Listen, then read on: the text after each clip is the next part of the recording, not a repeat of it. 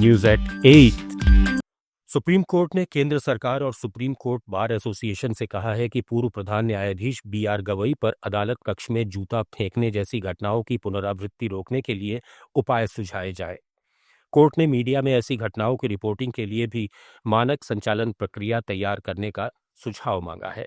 CJI Suryakant और न्यायमूर्ति जयबाल्या बागची की पीठ ने सॉलिसिटर जनरल तुषार मेहता और एससीबीए अध्यक्ष विकास सिंह से निर्देशात्मक सुझाव मांगे हैं। अदालत ने कहा कि ये सुझाव संयुक्त रूप से पेश किए जा सकते हैं और औपचारिक नोटिस की जरूरत नहीं है। ये सुनवाई 71 वर्षीय वकील राकेश किशोर के खिलाफ अवमानना कार्रवाई की याचिका पर है, जिन्होंने 6 अक्टूबर को प्रधान न्यायाधीश की ओर जूता फेंकने का प्रयास किया था। इस घटना के बाद बार काउंसिल ऑफ इंडिया ने उनका लाइसेंस निलंबित कर दिया था। Let's mic news at 8। भगोड़े हीरा कारोबारी नीरव मोदी की प्रत्यर्पण अपील पर ब्रिटेन की अदालत में सुनवाई अगले साल मार्च तक के लिए टाल दी गई है।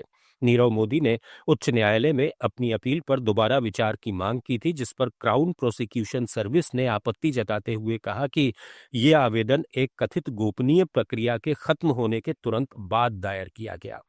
अदालत को बताया गया कि अगस्त में यह प्रक्रिया विफल हो सकती है। सुनवाई के दौरान भारतीय अधिकारियों की ओर से मुंबई में हिरासत को लेकर ठोस आश्वासन भी दिए गए। नीरव मोदी वीडियो लिंक के जरिए पेंटोनविल जेल से पेश हुआ। अगर मार्च-अप्रैल 2026 की सुनवाई में अपील खारिज होती है तो उसके भारत प्रत्यर्पण का रास्ता साफ हो सकता है। छिंदवाड़ा के परासिया सिविल हॉस्पिटल के टॉयलेट में मिली नवजात बच्ची को लेकर पोस्टमार्टम रिपोर्ट में सनसनीखेज खुलासा हुआ है। रिपोर्ट के मुताबिक बच्ची को जिंदा हालत में ही कमोड में फ्लश किया गया था। पोस्टमार्टम रिपोर्ट बताती है कि बच्ची के फेफड़ों और पेट में पानी भरा था, जिससे साफ है कि जन्म के समय वो जीवित थी और डूबने से उसकी मौत हुई। पुलिस जांच में सामने आया है कि सोमवार को ओपीडी में 15 गर्भवती महिलाएं आई थीं। इनमें से 14 की पहचान हो चुकी है, जबकि एक महिला संदिग्ध बनी हुई है। आशंका है कि उसी महिला ने टॉयलेट में बच्ची को जन्म देकर सबूत मिटाने के लिए फ्लश किया। घटना का पता तब चला जब सफाई कर्मी ने जाम कमोड में नवजात का सिर और हाथ फंसा देखा। उत्तर प्रदेश के शामली में एक शख्स ने बुर्का नहीं पहनने पर अपनी पत्नी और 2 नाबालिग बेटियों की हत्या कर दी।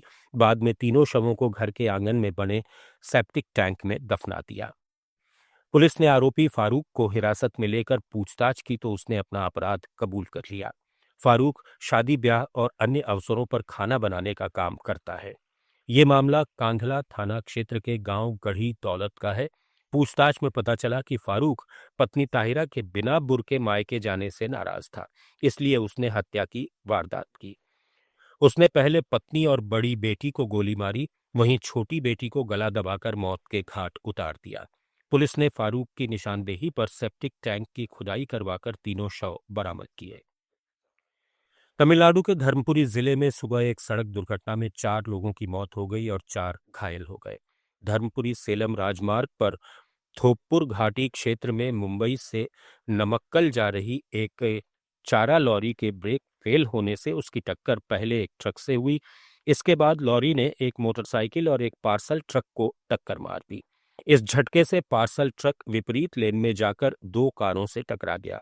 मृतकों में मोटरसाइकिल सवार भाई बहन, कार चालक और लॉरी का ड्राइवर शामिल है। घायलों को नजदीकी सरकारी अस्पताल में भर्ती कराया गया है। रामगढ़ जिले के घाटों ओपी क्षेत्र में हाथियों का कहर थमने का नाम नहीं ले रहा है।